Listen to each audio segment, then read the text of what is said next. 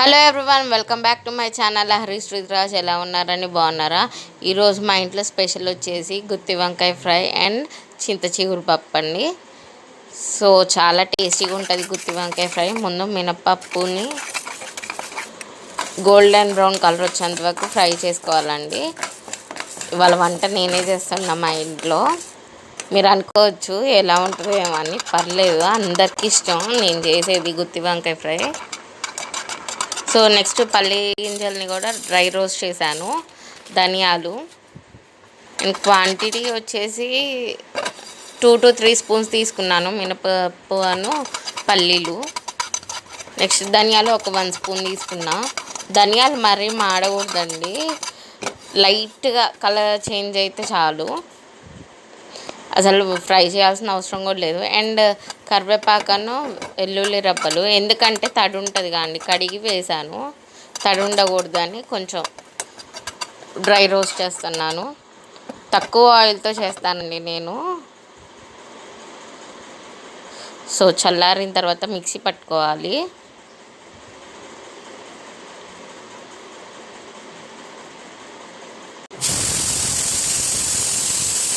ఎండుమిర్చి వేసుకోవచ్చు అండి, లేకపోతే కారం అను ఉప్పు యాడ్ చేసుకోవచ్చు. ఎండుమిర్చి అను ఉప్పు అన్నా లేకపోతే కారం అను ఉప్పు అన్నా యాడ్ చేసుకోవచ్చు అండి. ఉప్పు కారం ఎక్కువైద్దేమో అనుకున్నా, సరిపోయింది. యాక్చువల్లీ నాకు ఫస్ట్ ఉప్పు కారం వేయాలంటే భయం అండి. వంకాయలని కట్ చేసి పెట్టుకొని అందులో ఈ స్టఫ్ని పెట్టాను. మిక్సీ పట్టిన పౌడర్ ఉంది కదా, దాన్ని స్టఫ్గా పెట్టాను. ఆయిల్ చూసారా ఎంత కొంచెం వేసాను. అమ్మ చూస్తే తిడుతుంది ఈ వీడియో.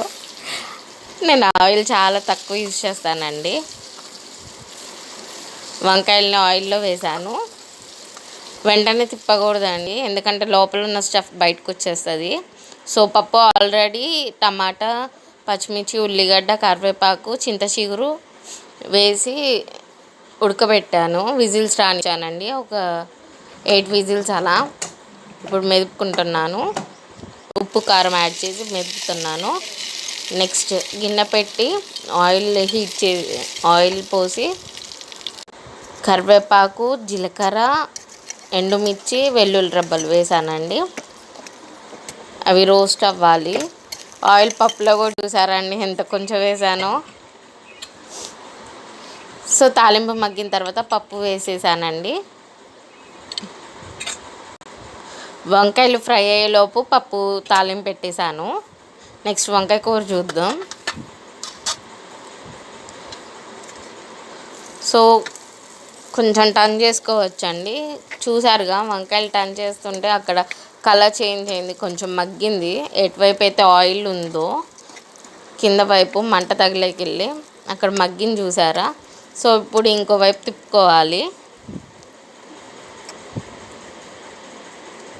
చాలా టేస్టీగా ఉంటుందండి గుత్తి వంకాయ ఫ్రై.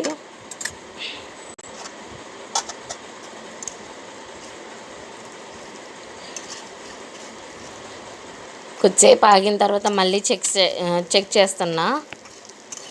ఒక 5 minutes తర్వాత చెక్ చేస్తున్నా మగ్గిందో లేదో అని.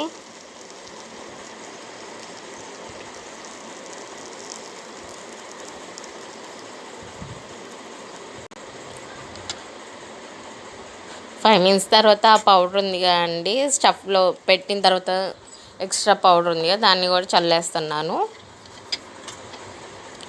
సిమ్లోనే చేయాలండి, ఎక్కువ హై ఫ్లేమ్లో పెట్టి చేయొద్దు. నేనైతే సిమ్లోనే చేస్తాను ఈ కర్రీని. ఇంకో సైడ్ టర్న్ చేసుకున్నాను. అలా ఒక 10 minutes వదిలేయాలండి. మధ్యలో చెక్ చేసుకుంటూ ఉండండి.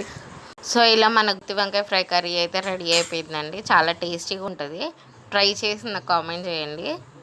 ప్లీజ్ లైక్ చేసి, షేర్ చేసి, సబ్స్క్రైబ్ అవ్వండి. Thank you for watching. Bye.